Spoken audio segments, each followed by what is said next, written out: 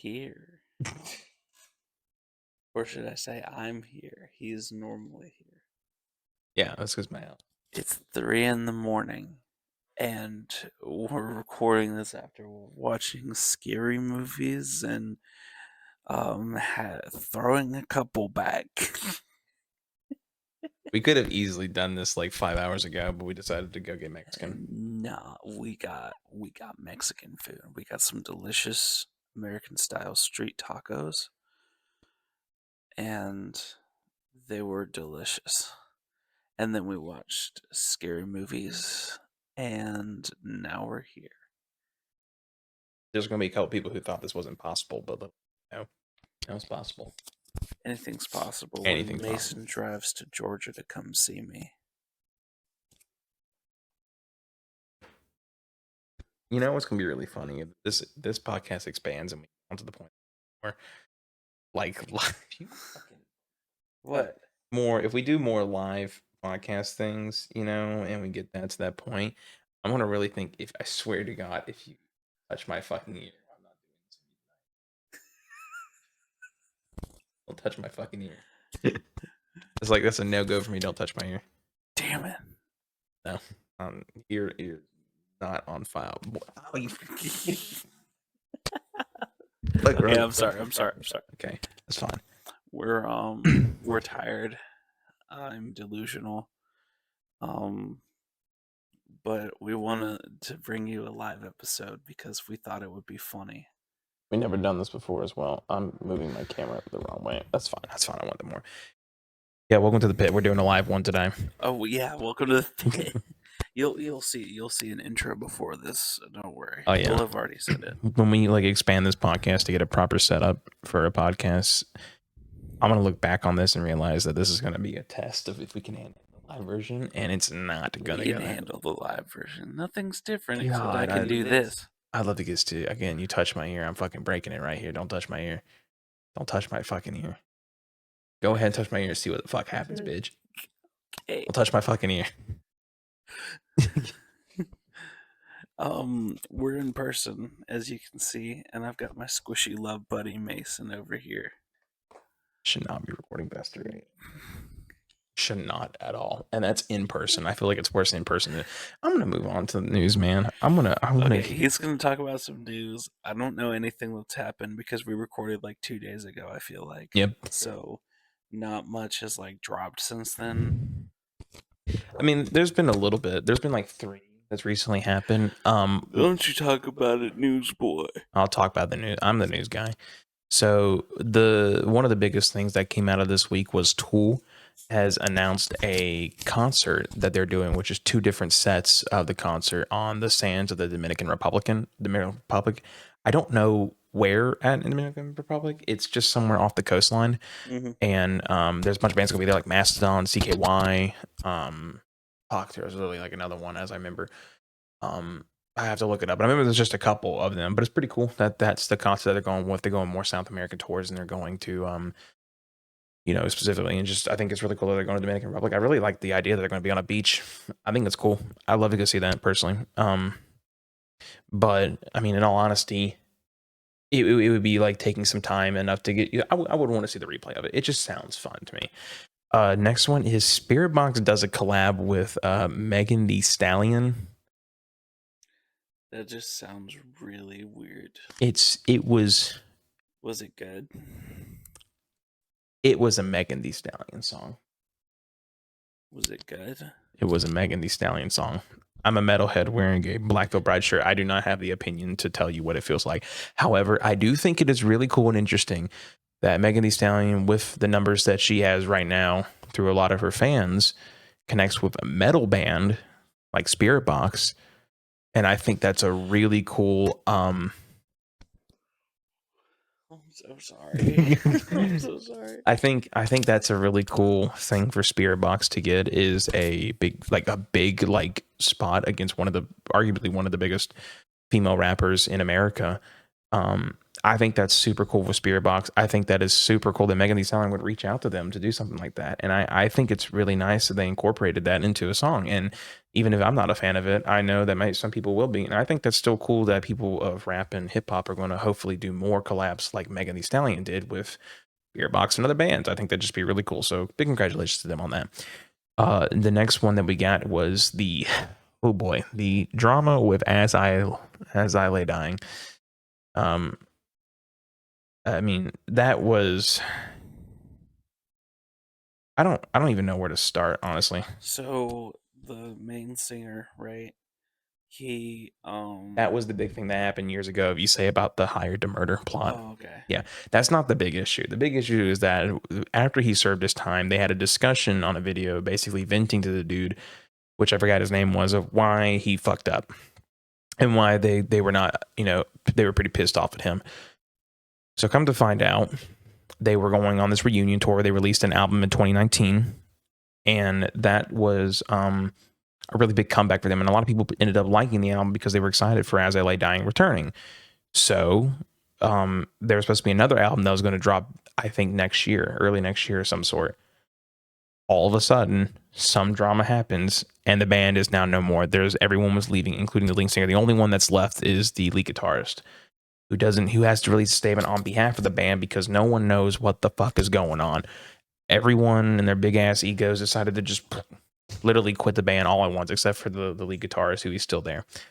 And so does it really count? Like, is he just gonna keep going with the band to find new bandmates? I don't Does know. he have all the rights to the band? At this moment, I don't know because he hasn't released a statement yet, but I do know Mm. that it's wild that they were sitting on an album. I imagine that album will be released in time, but it's really just kind of sad. I mean, they just got back together and now broken up and again, and it's kind of sad. I'm not gonna lie. I hate to see stuff like that, and I hope people can push aside their egos just to see what's gonna really unfold. I don't really know. I really don't know how it's gonna go. It's really interesting, and everyone's just kind of waiting, like, what the fuck happened? What's going on? Why is this happening? And it's just kind of like this weird limbo that everyone is in, and I don't know why it may not have been the lead singer's fault, but it could have been just these, like I said, the egos that happen. That usually happens at Play, and it sucks because they released a single with Alex the Terrible and like someone else. I forgot his name. Like, God, I gotta get more band names under my belt. But you know, they were on the cusp of this really big return, and then all of a sudden, just shit like this happens, and it's like, what the fuck was the point then? If you guys are just gonna do this, Yeah, it's just, and that sucks for As I yeah. Lay Dying fans. It sounded like a weird situation. It's like slowly coming back to me, but we went over this earlier before we did the podcast, and it just sounds like a really, really weird and strange situation. And who knows? Maybe it is for the best that they broke up if they're having so many problems. I don't know. Maybe it could be, and you know what? I'm not really familiar with their work, so I guess I couldn't say. I don't think it That was comebacks. unprofessional. I hope that doesn't pick up on the thing. I really hope that, like, after this is all done, I mean, I really don't know. It's just such a shame. I'm not gonna lie, hearing all that shit. It pisses me off almost to just know that, like, people who are fans of As I Lay Dying, you know what this reminds me of? It actually reminds me of when Rage Against the Machine broke up twice.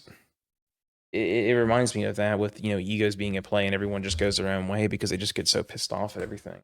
You know, Do you think that Rage will ever get back together, or that's it? could, they very much could. I don't think it's an impossibility. Um, do I think they're gonna make another album? I think System of a Down is way more likely to make an album before them, if you want my opinion. I don't think. Yeah, I don't see another Rage Against the Machine album. I don't. I mean, maybe a reunion tour, maybe is possible, but Maybe. they literally had one in 2022 when Zach broke his ankle on stage again. Like, he's done a second time. When did their first album release? Their first album, I believe it was 93, if I'm not mistaken. 93. So yeah, they're well, that would be 30 years. It was I don't 92, actually, sorry. 92. Well, 92. then they've already been past 30 years. What are they going to do, a 35-year reunion tour? I mean, even so, like they're definitely not the band to like follow trends and stuff like that. So I doubt that they even would, even if they were all alive and were down to do a tour for a 50th tour for some reason. I just don't think that they would, just because they're like, we don't care. yeah, I don't think so either. I mean, Tom Morello's doing his own thing. Yeah. And he's I think the only one. I don't know if Zach still does rap. I think he does. Tim fucked off. I think Brad. I don't know what Brad Will's doing. I mean, I know Tom Morello is still kicking it strong. So Hmm. that's him. But that's about it, really. I mean, all the other concerts and stuff happening. At least he's there. So, oh, and you know what? Actually, one more thing. Babymetal news. They just submitted their nomination for a Grammy with Oh, Electric Callboy and Ratatata. That song, that release. I think they're going to try to win an award as a Grammy. And honestly, I hope Babymetal fucking wins it because that would be cool as shit. That would yeah. be cool as shit. I would love to see them win. Perhaps I think that's like just really cool. I mean, I'm down, and I think it's really funny how they found their audience. And you know what? More power to them. Yeah, I would say I'm a big fan of Babymetal. I like Babymetal. I need to listen to more of their stuff personally, but I do like them for the songs that I listen to. If I can remember the names correctly, and I don't want to fuck up the names.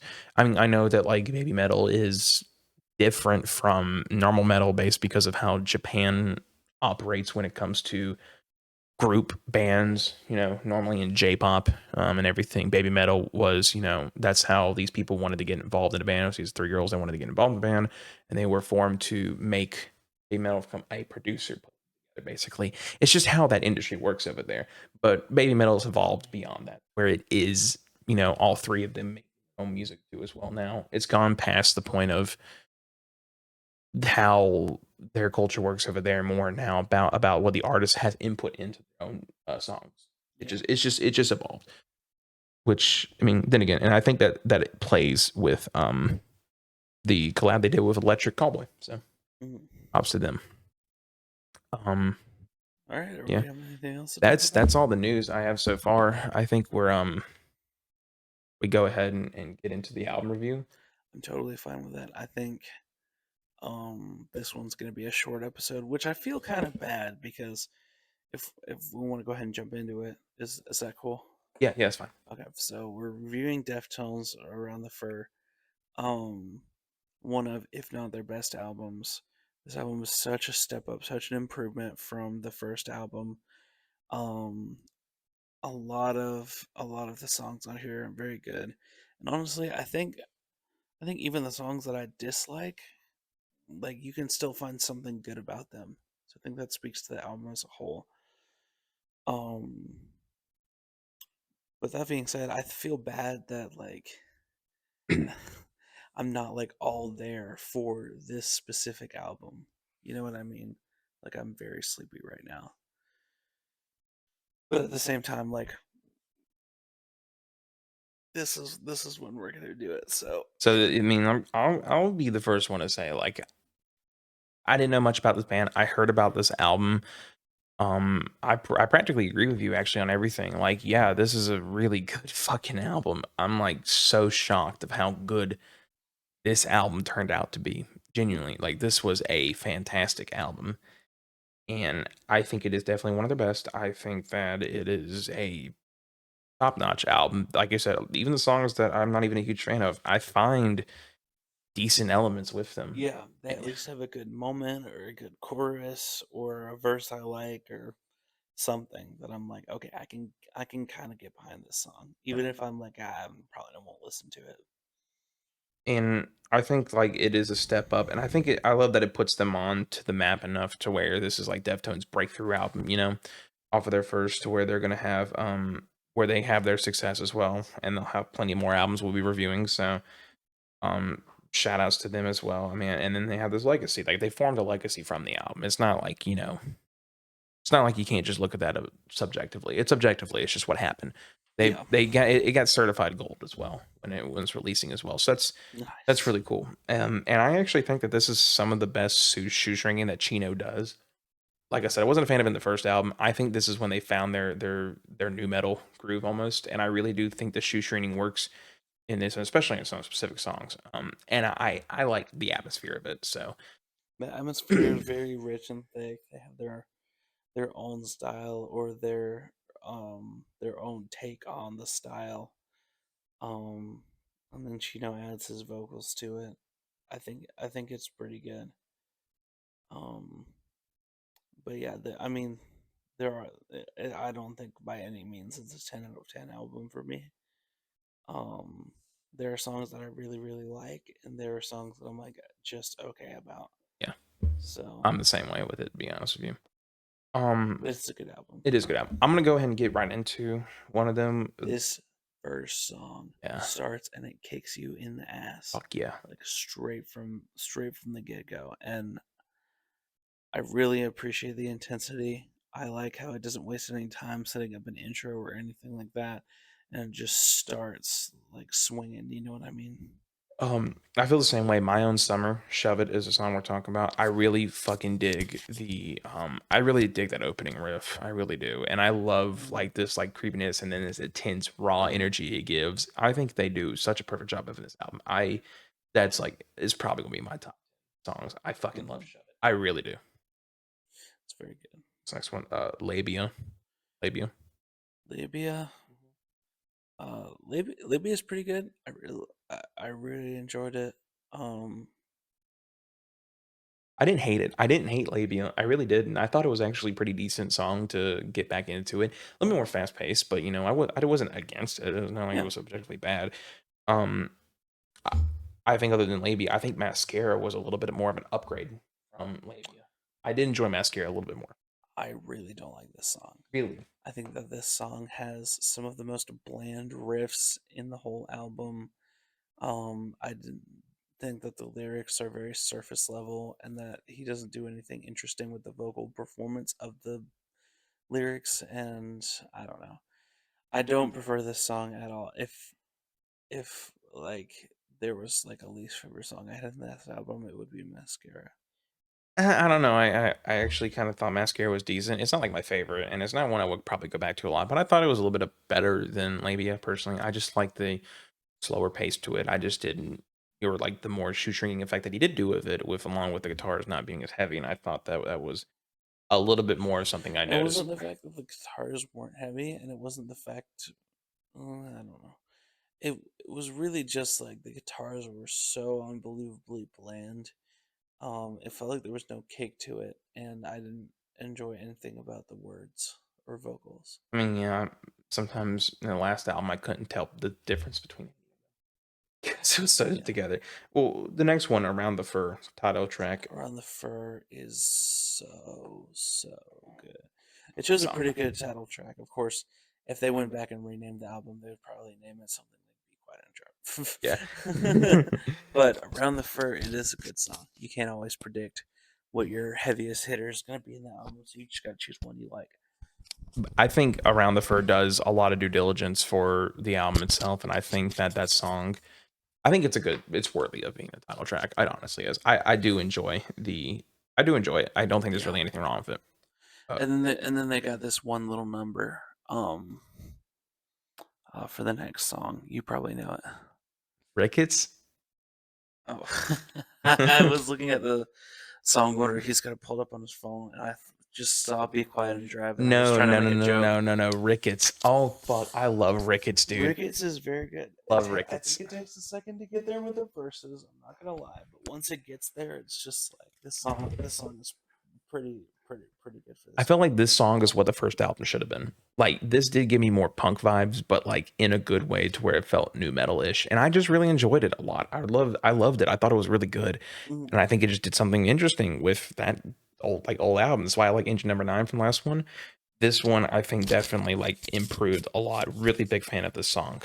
Yeah, the song is very good. Like I said, I think the verses like it takes a couple of seconds to get there, but I do like the song. Mhm. Um, Be Quiet and Dry. I'm not gonna talk about it. It's just We goaded. we don't even need to. We don't even You need to. already It is know. goaded. It is a goaded. You know. You know. Look at you. You do. Yeah, I see you dancing in the middle of the empty lot to this song. That's what you do. Yeah, no, no. This song fucking slaps. I love Be Quiet and Drive. It's just amazing. It's a beautiful song. Yeah, it is very good. There's nothing I can say much about it. What's the next one? Lotion. Not a fan of Lotion.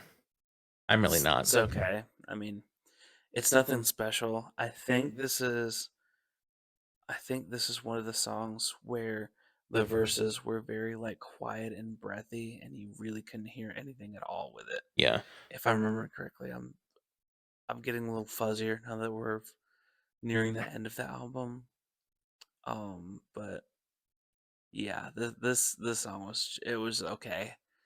If it comes on, I'll play it. But I think just a poor choice to put it in, but like how do you follow up Be Quiet and like I think it's one of those like popcorn songs, you know, it's not something that I intentionally think is going to get a lot of views. I just think it's there to help with the album, which is fine. It did flow, I guess, from one to the other, but that's as much as I really thought about it.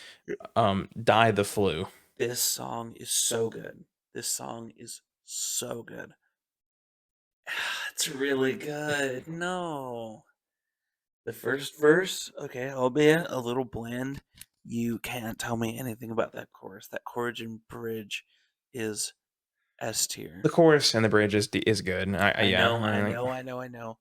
This is almost like the same thing I said about Ricketts, but this song is much better than Ricketts, I believe. Die the Flu. I just don't. It's just like I think it's just a poor choice in the placement. Like again, I know the bridge and the chorus is good, but like I don't really care for like anything else other than that. And it's just like I don't think the vocals are backed up by the instruments as I much when think it it comes to. makes up for the verse being a little subpar. I think it's better than Lotion. Don't get me wrong. I mean, but like I just not something that drew my attention as much. Yeah. Unfortunately, that's just how it was. Now Head Up did. I thought Head Up in really piqued my interest. I really loved the riffs in that in the opening. It kind of felt like Ricketts, but a little bit more fast I paced. feel the same way that I feel about Lotion. Like he does the softer, breathy vocals where you can't really hear or make anything out, and the guitars really don't like pick up any of that slack at all. I feel I It's feel not like it's not bad. It's just the riffs are they feel a bit basic for what releases in this album. I feel like it actually did pretty good, honestly. I feel like Head Up was a pretty good. I just like the riffs into it more, I guess, for the album being different. It just What was. I will okay, so what I will say about this song, now that I'm remembering, okay, maybe I was a bit harsh on it, but what I did like about it, I don't think it necessarily fit the vibe of the album, but the last couple of minutes of that song are just like this very slow, big bongo like drum beating on it, like a keg or something like that. And that's how the album was supposed to end before bonus tracks, which is the next one, MX. But I just it it doesn't fit the exact vibe because that's not what the band really represents at all. But it is reminiscent and it reminds me of some of my favorite Slipknot songs because MX. no, um, the tail end of Head Up Okay. Okay. because it's got like the weird end which is supposed to be the end of the album, and then it's got the beating of the drums, and it's reminiscent of it, but it does feel kind of out of place. I just really enjoy that sound. Um, and it definitely makes more sense whenever Slipknot does it. But Um. they haven't really done it in so many All albums. right. The next one, the last track, MX. Can't listen to it. Really? It's just 37 minutes long. Okay, I understand for the long. I understand for the minute's sake, but I actually think. I like the first like track iteration or whatever. Mhm. Not enough to like bother playing the first like 5 minutes and then rewinding the song. For me, that doesn't matter in my personal opinion on it. I You listen actually to the 37 minutes. no, I don't. I just listen to MX. I actually think MX is a really good song, and I think it actually like ends the album honestly in a decent way. I think MX is like a good song just in its own right. Yes, it's 37 minutes, and I get that. I have the same way I feel about Kill You, which is one of my favorite Korn songs, and I just, you know, I don't bother by that. So MX actually is, I don't really think is that bad of a song, and I think it's actually a pretty decent way to end the album. But beyond that point, you go into the next two hidden tracks. One is Bong Hit, which is just smoking weed. I mean, there's not much I can really say. It's just a dude smoking out of a bong.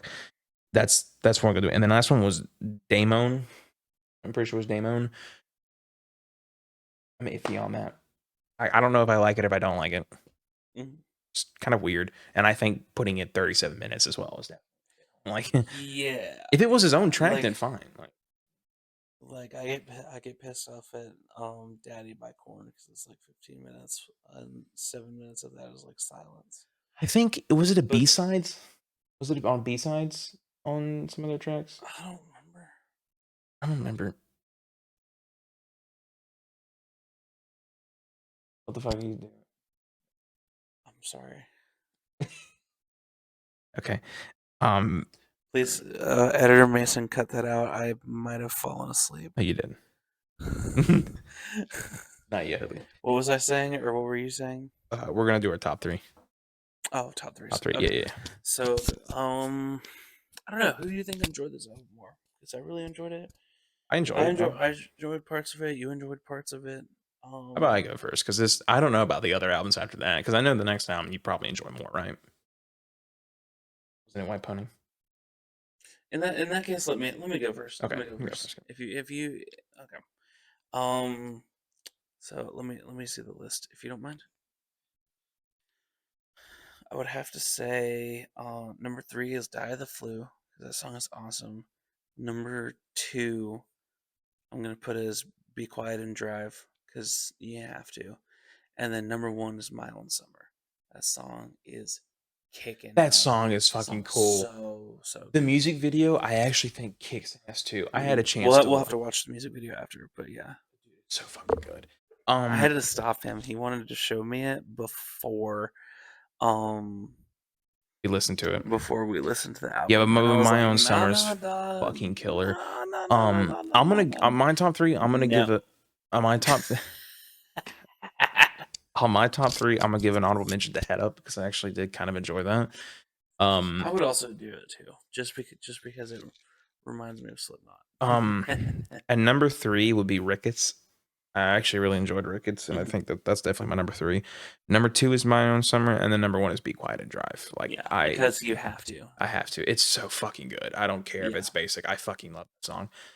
It's just genuinely cool. So that is the next one. What is the next Deftones album? Honestly, because I don't know. Isn't it White Pony? Let's find out because I don't know. We're doing it live. It is White Pony. Live. Yeah, White Pony.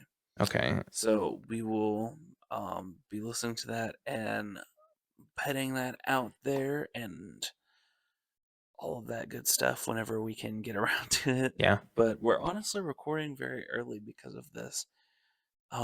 Not like early in the day, but just usually like early in the week. You know Yeah. what I mean? Because I mean, I haven't even edited the other one.